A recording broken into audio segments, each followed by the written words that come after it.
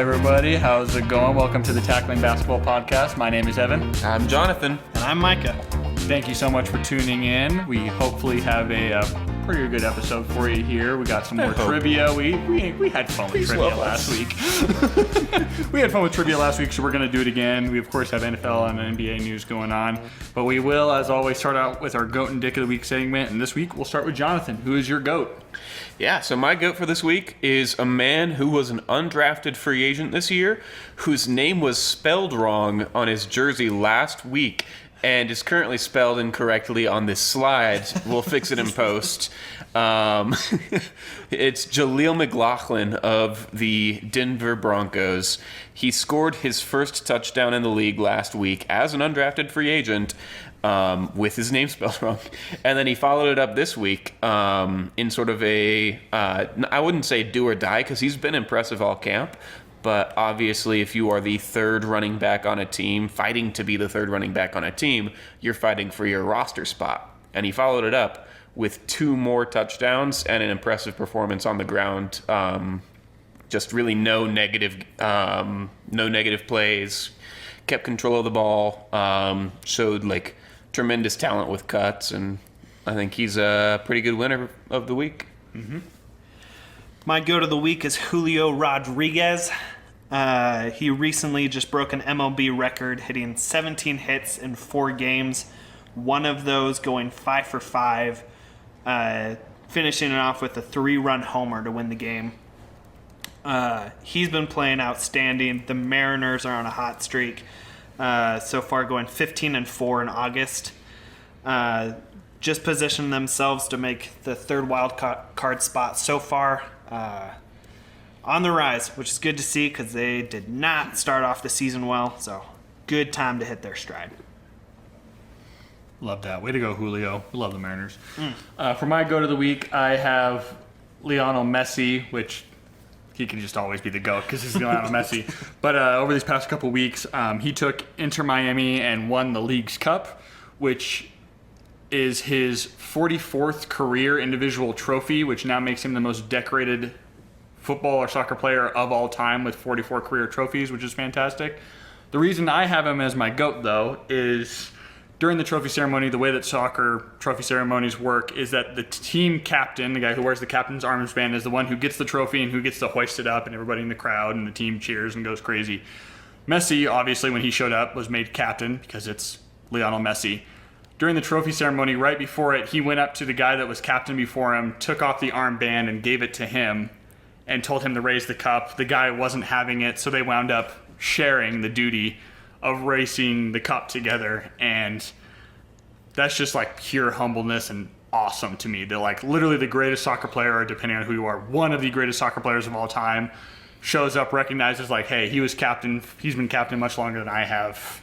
He's earned the right to raise this trophy more than I have, is nuts. Dang. So, like, that's what, if you want your kid, like, looking up to an example, like, of how to act in sports, it's that right there. So, props to Messi for that. Yeah, and he said no to Saudi money, so that's 2 wins. Attaboy! Yeah. Now for my Dick of the Week, a guy who's been racked with injuries his career so far, but had high expectations going into his career with trading 3 first-round picks for the rookie quarterback Trey Lance, and now he's fighting to avoid being cut. He just played in his second preseason game this last weekend, and rumors through camp were that he was looking worse than backup Sam Darnold. And he showed it against the Broncos, where Sam Darnold just outperformed him on every level against better talent, and Trey Lance did find a little bit of success late in the game when he was playing against a bunch of players that would be cut later that day. Yeah, Trey Lance just not looking good right now. My Dick of the Week. And my Dick of the Week is James Harden. Feels like kind of low-hanging fruit because it's really the only news story going on in the NBA right now. But he just recently said that Daryl Morey is a liar and he refuses to play in any is refusing to play in any franchise that Daryl Morey has any part in. Usually, in a case like this, I would kind of step back and I'd wait to hear how Daryl Morey responds. But seeing as how this is the third time he's done this in not that long, and every team he's been a part of ends up crashing behind him, I don't have much sympathy for it. I don't really know what's going on. He claims that Daryl Morey promised that he'd pay him and then trade him right away and it would be done quickly. He said he took less money to do so, but now that's not happening. So I understand if that's true, the frustration, but at this point, Harden has been on too many teams, requested out for not really any good reasons. Yeah. So, I mean, this should be his favorite situation to play in, but... Oh, yeah, it feels like it took him 3 years to get here. This is what he was asking for and wanted. Yeah. And now he was there for a year and a half and said, nope. And now his asking out is leading other teams to start saying, yeah, we're interested in trading for Joel Embiid if that comes available. Like, Yeah. the whole process might get blown up here, which, good. Fuck any team that tries to sell you on tanking for 5 years so that one day we might be good. But, yeah, just incredible how poorly this whole situation is Yeah. going right now. This might be the third team in a row that blows up and tanks because James Harden asked out. Obviously, the Nets isn't fully Harden's fault, but it's a big part of it. Yeah. Screw James Harden. My dick of the week is Chelsea FC of the Premier League in England. Chelsea FC, and it's only 2 weeks into the season, so I mean this is just might be a little premature. But they currently sit at 0-1-1, which for American sports fans, that's 0 wins, 1 draw, and 1 loss. So they have 1 point on the season, which wouldn't be a huge deal if it weren't for the fact that Chelsea spent $300 million this summer to improve their team. And they are now ass. The other reason I put them as the dick of the week is because one of the guys that they let go of this summer, Christian Pulisic, they sent to AC Milan because he wasn't scoring enough goals. They didn't think he was good enough. He went to AC Milan, and in his debut, he knocked in a goal from outside the goalie's box, an absolute freaking snipe of a goal.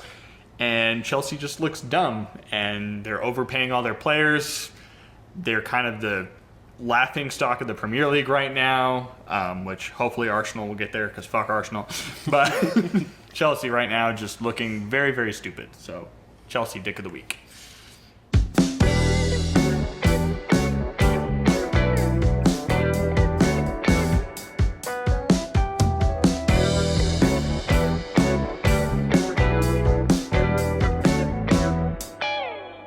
With that, though, we'll move over to NFL news. Not too many stories going on right now, preseason stuff, yippee skippy.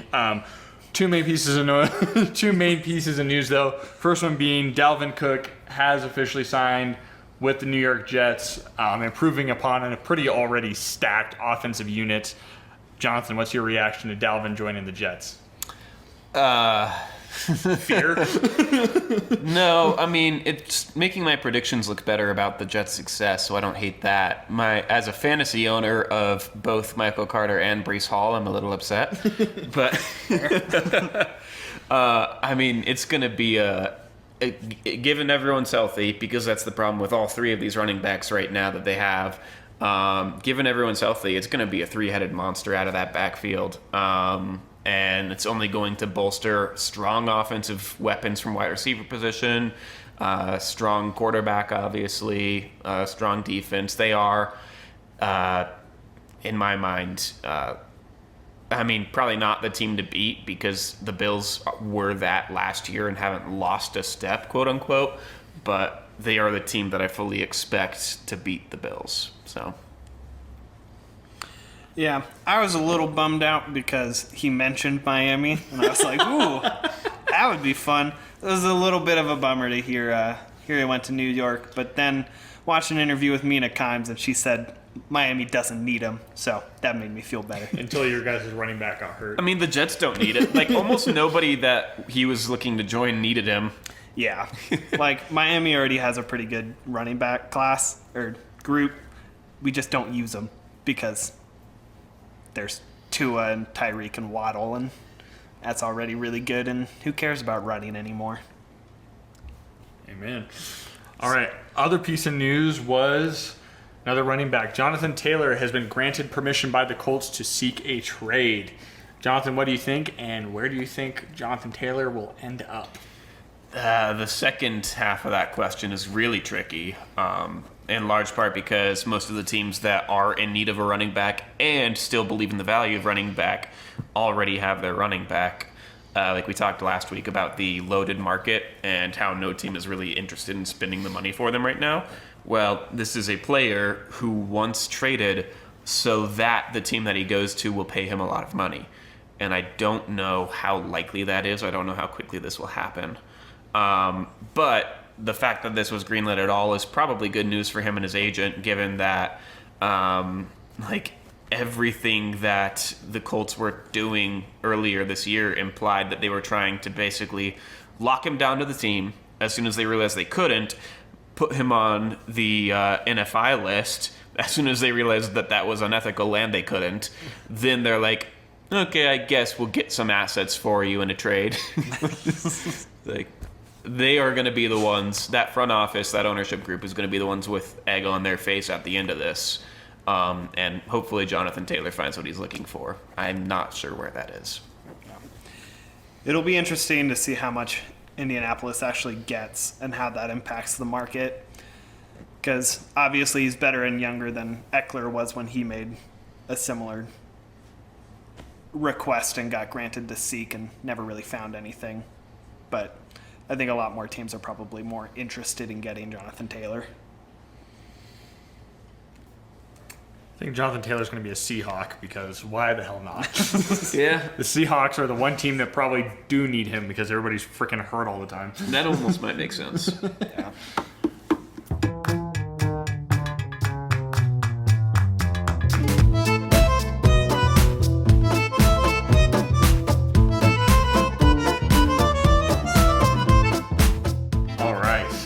That though, we'll move over now to our last division predictions here of this.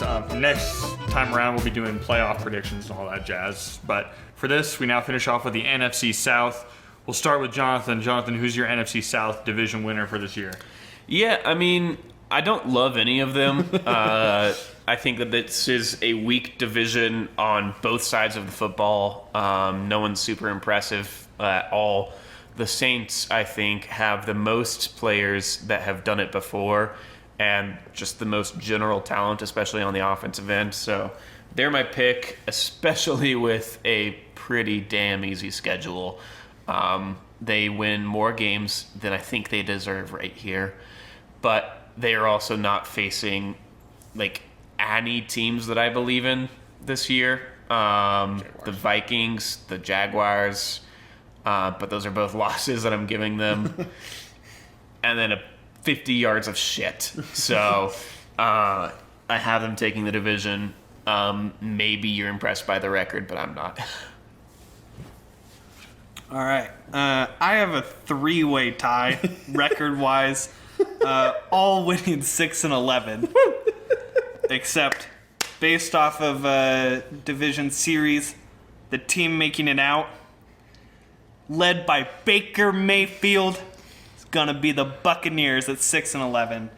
I think this is Mayfield's year to shine. He's gonna make everyone look foolish for not believing.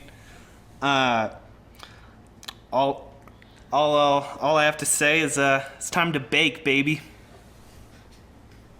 Okay.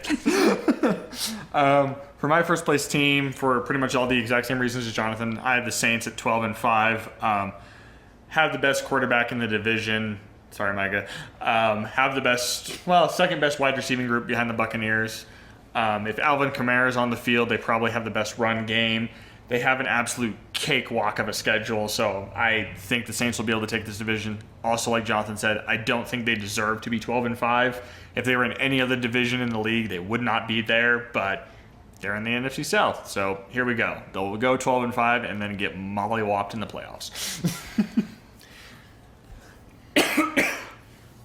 Yeah, so for my second place team, I've got the Panthers. And really don't have a lot to say here either. Another bad team with a really easy schedule. I do think that Bryce Young. I think that Bryce Young will find a decent amount of success in the second half of the season. I don't particularly believe that he will be super potent, but that he'll be enough to scrape past a couple of these teams and maybe get a surprising victory against the Cowboys as well. We'll see. My second team, also at 6-11, are the Saints. They probably should win more games, but that would ruin my Baker Mayfield agenda. So they're staying at 6-11. And that's all she wrote. Funny enough, I agree with Micah. I think the Buccaneers are going to go 6-11, but I think that'll make them second, not first in the division. The Buccaneers, Baker Mayfield's not good. Sorry, Micah. I don't like him. And if he gets benched, I don't have high hopes for Kyle Trask either, though I hope he proves me wrong because I have him on my fantasy team. And then also on the flip side of where the Saints are at, the Buccaneers kind of have a brutal schedule, honestly. Like, they play the Vikings, the Eagles, the 49ers, the Bills. Like, it's tough for the Buccaneers out here this season. So I see them going 6-11 purely because their receiving core is still very, very good. They have a good run game. They still have a good defense. So I think they'll be able to squeak out 6 wins in a garbage division. Yeah, for my third place team, I too have Los Buccaneers with a 5-12 record, even against mostly bad teams, although getting a little bit better with the competition just per the nature of finishing higher in their division last year. Still against a pretty easy slate, only able to win 5 games. Nothing more. Go Kyle Trask, go Baker. My third team, also at 6-11, are the Panthers. Couldn't name you a player. Love it. And he didn't even put that team as fourth.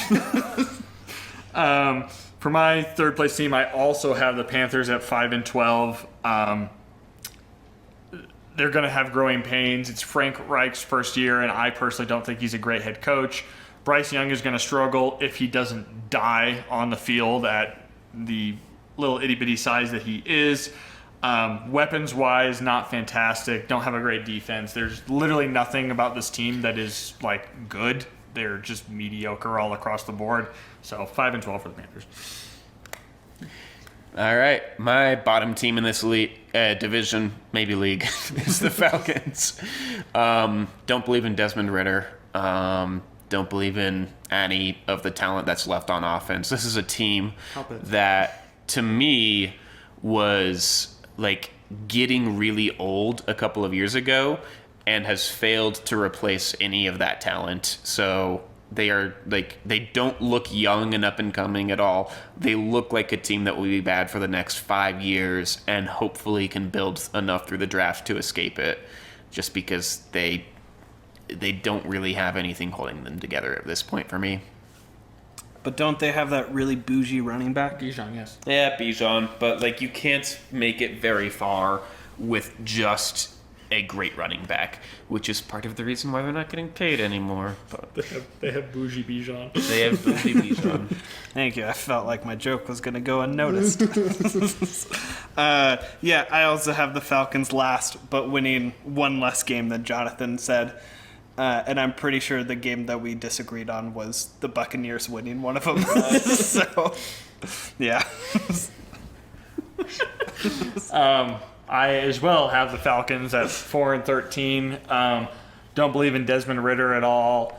I do actually like Drake London. I like Kyle Pitts. I like Bijan, but they can't carry this entire roster on their back. I'm also not sold on something Arthur as their head coach, whatever his first name is. Billy. Yeah, Billy Arthur. No. So, I think the Falcons are going to struggle. I think they will be in the Caleb Williams sweepstakes for this upcoming draft. Also, before we move on, Micah had the winning team in this division at 6-13 or 6-11. Yep. The worst team in the NFL to ever make playoffs did so with a record of 7-9. Well, history's going to be made. I think that you can make a lot of money. That's a good point. Yeah. We might have That's like, I'm not saying you're wrong, because I hate this division too. I'm just saying you can make a lot of money. time to empty my bank accounts. That is not gambling advice for everybody that's listening. This is 100%. It's not even gambling. This is a guaranteed fact. Like, you want to get rich quickly? It's not a get rich quick scheme. You'll just get rich quick. There's no scheme. It's one step.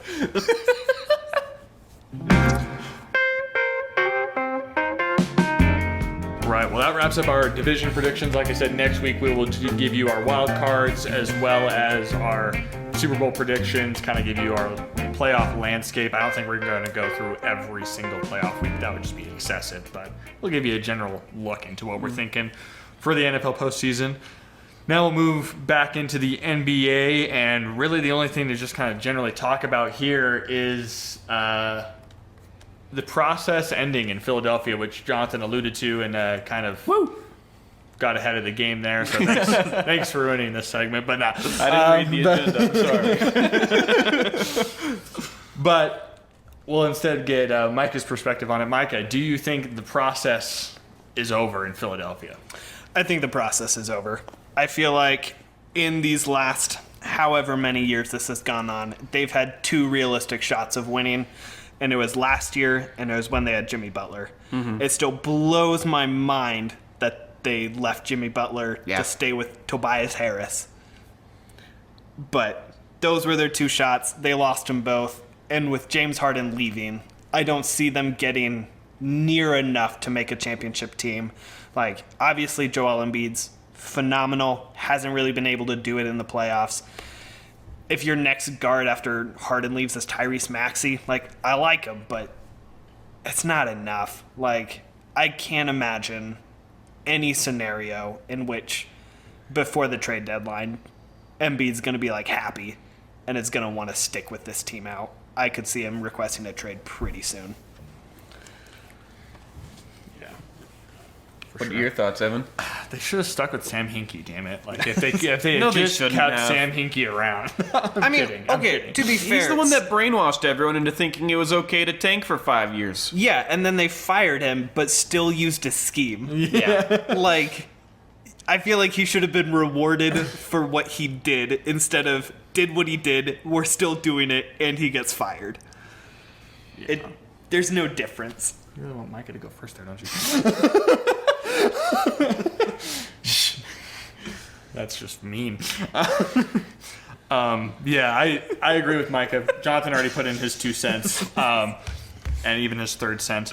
I think Joel Embiid is going to want out. I have no idea what team he will get sent to. Part of me really hopes that he asks out soon, so the Blazers might have a shot at full sending it.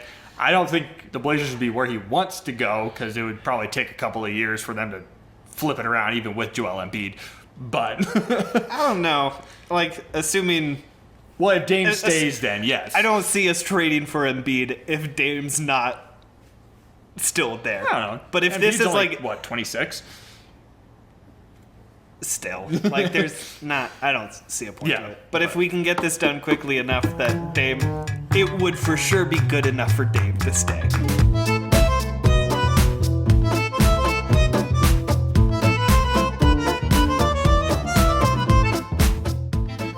Well, we'll move to trivia, which Jonathan will be running. I do want to ask, just so you can tell the audience, why is it that this wheel you have here, which will pick who goes first, my name takes up No. 10% It's of the board? it's a fair coin, fair odds for both sides, and no, it just picks who goes first.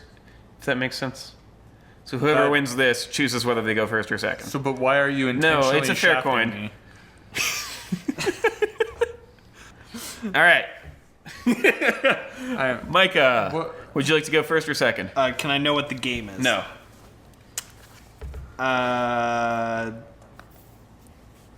First, then. you're going This first. is a game I like to call No Peeking. What? Am I actually not allowed to look at anything? Yeah. Okay, Micah, what's your first answer? Russell Westbrook. Ooh, that's not bad. Dude, He's on here twice. Dude, the answer is always 42. Well, that's the answer to life. All right.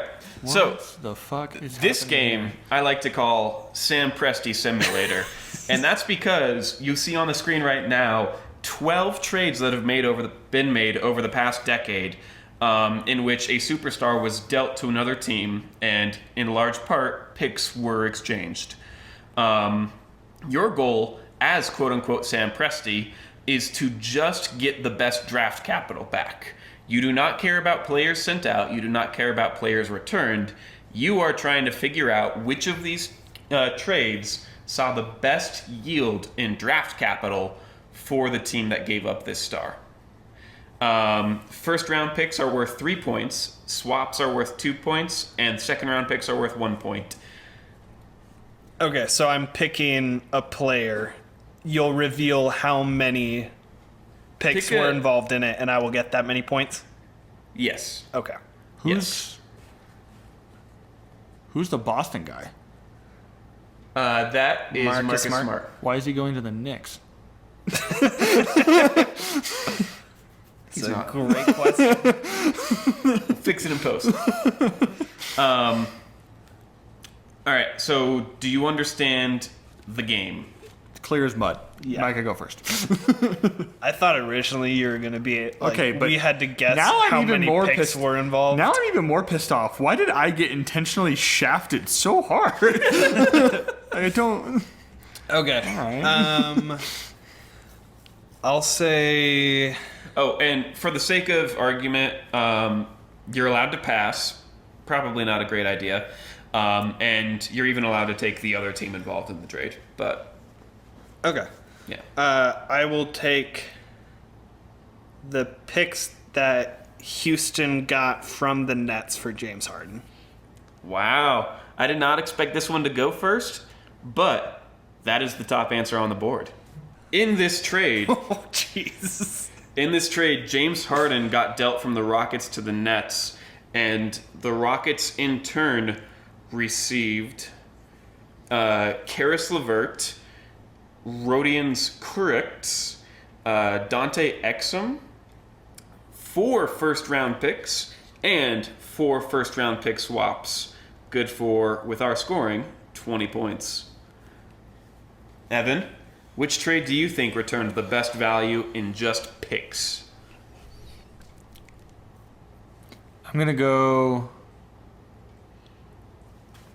The Thunder's return for Paul George in 2019. Yep. This that is was the the one I second expected to go first, and it is the next best trade. This doesn't really seem fair. In this trade, the Clippers received Paul George. The Thunder received 2 assets, which almost could be worth points, but they're not under our format. In Shai Gilgeous-Alexander and Danilo Gallinari. 5 first-round pick swap and 2 swaps. Micah. Okay, after those two, it gets hard. It does. Oh. Yes. Yeah, Rudy Gobert to the Timberwolves. If I'm remembering correctly, this might be the 3rd best answer on the board. This game's too easy. Send it back. Yes, it is. Rudy Gobert was sent to the Utah Jazz in the 2022 season for Malik Beasley, Patrick Beverly, Leandro Bolmaro, Jared Vanderbilt, 5 first-round picks, and a pick swap for 17 points. Why does Micah get points, but you're not giving me any? You shaft me out of going first and you don't don't give me get my points. points? Oh, did Will I you forget to pick- mention? Only Micah gets points in this game. Bullshit, man. I'll take Anthony Davis, New Orleans return in 2019. Okay. For this trade, Anthony Davis was sent to the Los Angeles Lakers, and in return, the Pelicans received Lonzo Ball, Brandon Ingram, Josh Hart, 3 first-round picks, and 2 pick swaps. I have absolutely zero context about whether that's going to be the 4th best one or not on this board. I feel like there are too many really good players for that. But even then, You would think, but who are you looking at? I was looking for Kyrie to Dallas. Is that not on He's here? not on here. Okay. I did not include every major trade. All right. Like, there's no Donovan Mitchell here. There's no... Yeah. Like, we have a big gap from 2011 to 2018. And... Yeah. Okay. Russell Westbrook doesn't play for the Jazz now, does he? That should be Clippers, right? Unless that's Rui Hachimura. No, he's on the Jazz. Russell Westbrook? Yeah. This trade sent him to the Jazz. And then he went to the Clippers after that? So, yes. That was a separate deal. Interesting. I didn't know. Okay. Let's go with Kawhi Leonard to the Raptors. Kawhi Leonard to the Raptors is one of the most disappointing ones on this board. Really? Because, if you'll remember, I know it was a 1-year thing, but... DeMar DeRozan. in return for Oh, this duh. was DeMar DeRozan and Jakob Poeltl and 1 Jake Puddle. first-round pick. Jake Puddle. Damn. Yeah. Oof. Big trap question right there. The door is open, ladies and gentlemen. I almost included the trade for Jake Poeltl this year because that was worth more points under this scoring system than Kawhi Leonard. Dang.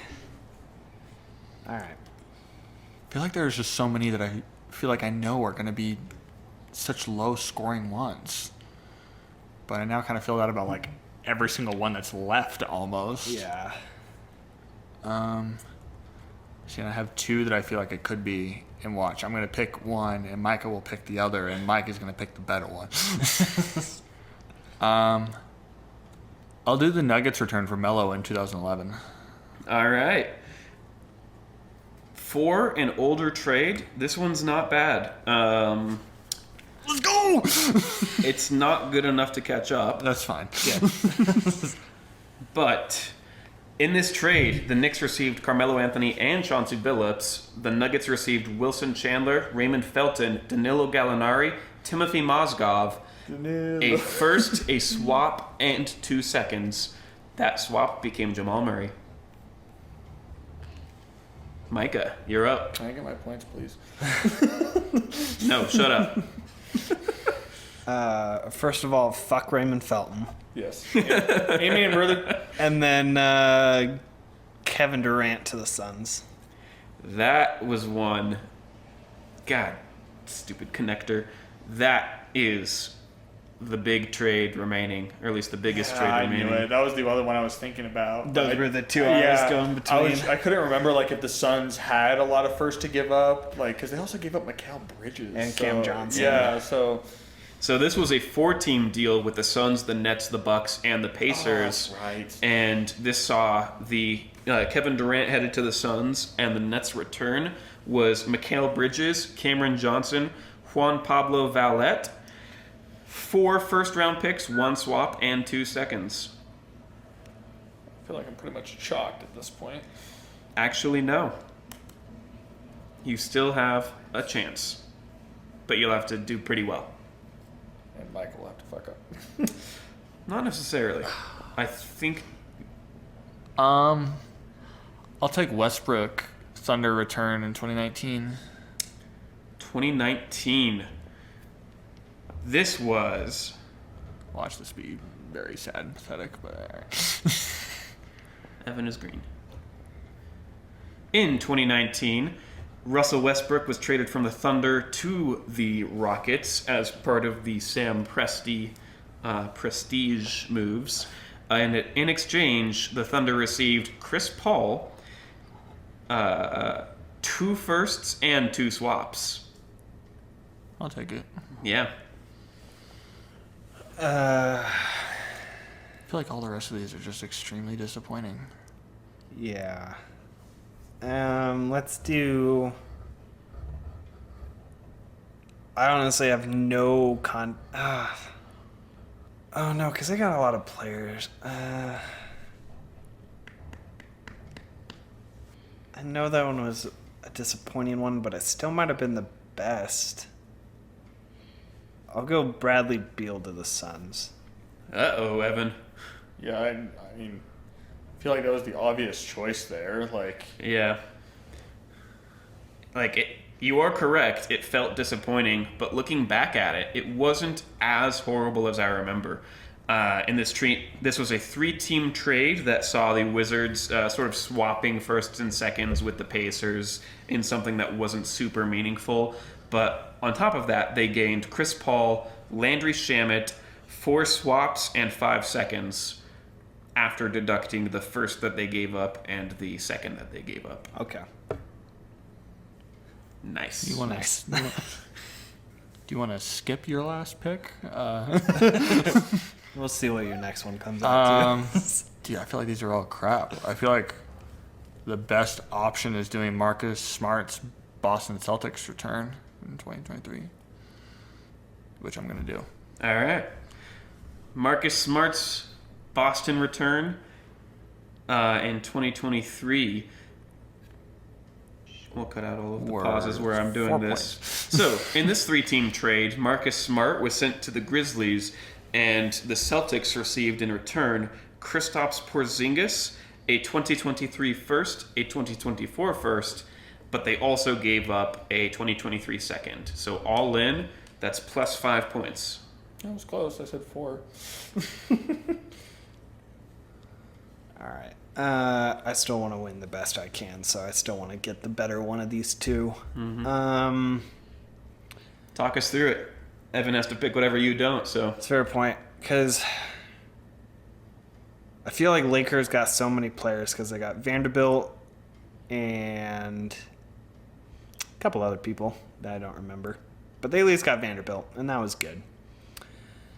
Chris Paul was swapped for Jordan Poole. I don't feel like there was a lot added to it. I'll go with Westbrook to the Jazz. All right. So, in this trade, Russell Westbrook was involved in a 3-team deal that saw the Lakers sending out Russell Westbrook a second and a first and another second, no, just a second and a first, and receiving back 3 players, no picks. Yeah. Yeah. That's why I added the caveat of you can choose either team. Fair enough. I still don't think that one's worth 11 points, though. I think I'm good. Yeah. Evan? Oh, Which team would you like to choose for Chris Paul? Decisions. Take Wizards return for Chris Paul in 2023. Good choice. In this trade, the Washington Wizards sent Chris Paul in return for Patrick Baldwin Jr., Jordan Poole, Ryan Rollins, cash, and a first and second round pick.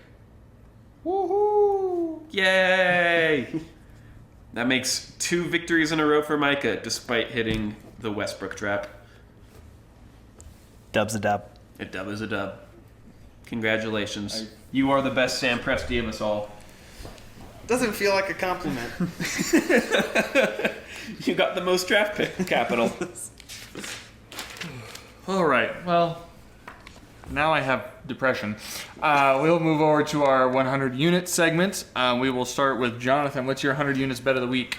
Yeah, my 100 units of bet of the week, inspired by Evan constantly droning about soccer, is running back Leipzig and Stuttgart to tie in the Bundesliga on Friday, I think. Plus 350 a quarter unit. Nice. For those who just had a stroke, it is Red Bull Leipzig against Stuttgart to draw in the Bundesliga. Running back Leipzig. There's literally the Red Bull logo in their badge. Like, all right, over to you, Micah. My 100 units bet is the Seattle Mariners winning the World Series. No. That's not what it says. Winning the motherfucking World Series. That's not what it says either. I'm not. What? Okay. Okay, here we go. And action. The Seattle Mariners to win the fucking World Series. Baby! And that's plus 1,700 odds. Put 3 units on it. What do you do to my computer? I don't know. All right.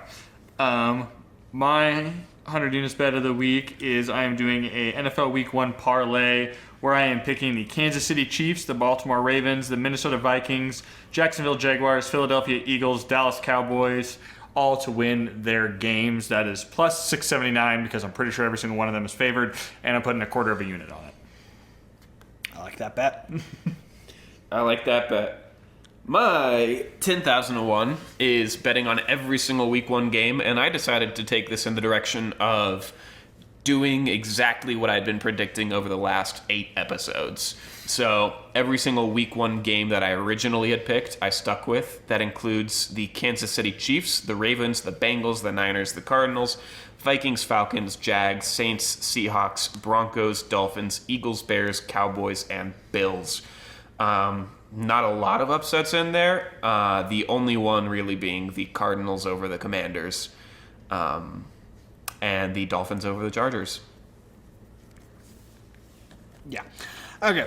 My 10,000 units is on today's game slate. That's August 22nd. I'm going to go through this as fast as I can. All right.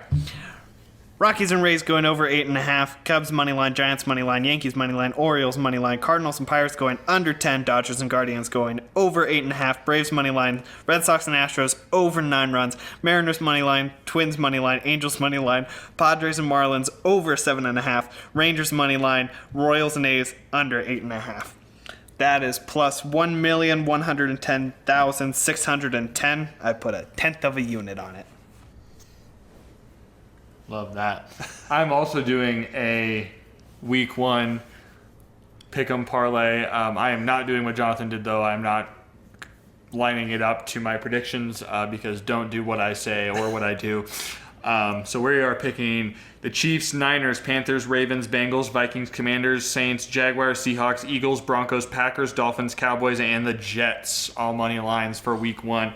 That's plus 267,876. Put a quarter of a unit on it. Can't wait to get rich. Well, that'll do it for this week's episode. Thank you so much for tuning in. And Micah, take us out. Baker Mayfield is going to lead the league in rushing yards. I realized Micah showed up to this drunk. Good night, everybody.